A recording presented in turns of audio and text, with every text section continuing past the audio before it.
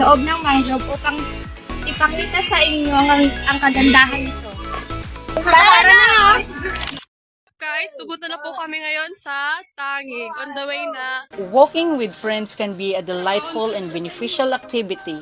It's not just a form of physical exercise that improves your cardiovascular health and overall fitness, but it also provides a great opportunity for social interaction. It allows you to catch up, share experiences, and strengthen your bond with your friends. Guys, it's slow tide. From what we are seeing right now, it's so beautiful.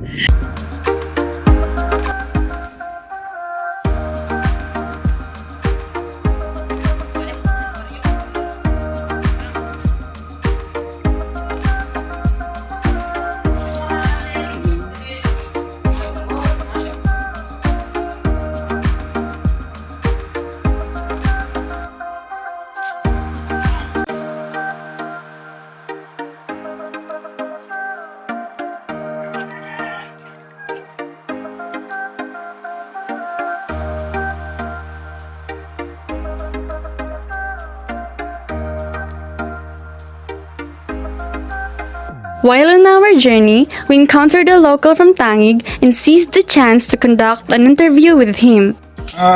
Itong mangrove, matagal na ito. Bali, bata pa ako. Talagang centennial old na itong mangrove nito. Dahil kasi, ini-preserve namin ito para sa barrier ng mga calamity na darating. Saka isa pa, yung tumutubong yan, yan ang nagbabalance ng alat at saka tabang. Para sa ganun, yung bandang taas ng lupa, yung papuntang bukid, yung sakahan, hindi malalagyan ng alat. Ganun yun. Tsaka, kaya namin pinoprotektahan yung bungad na yan. Hindi namin pinapuputol sa mga tao.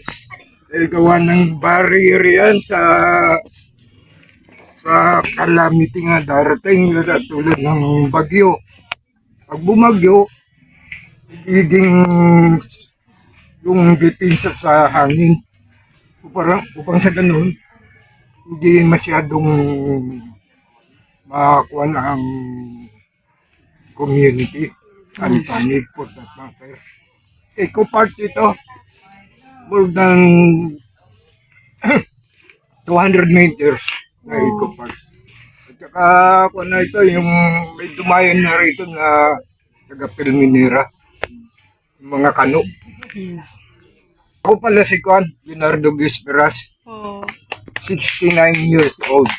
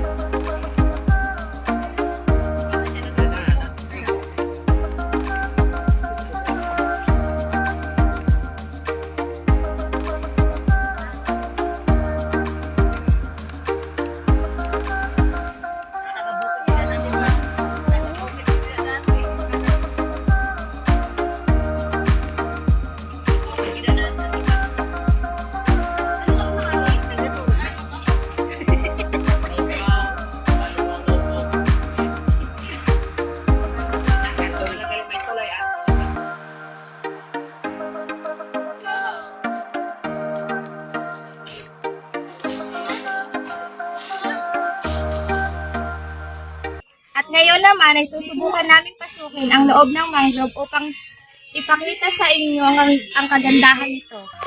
Mangroves are often misunderstood as coastal forests, sometimes perceived as dirty or dead areas, but they are incredibly beautiful and beneficial.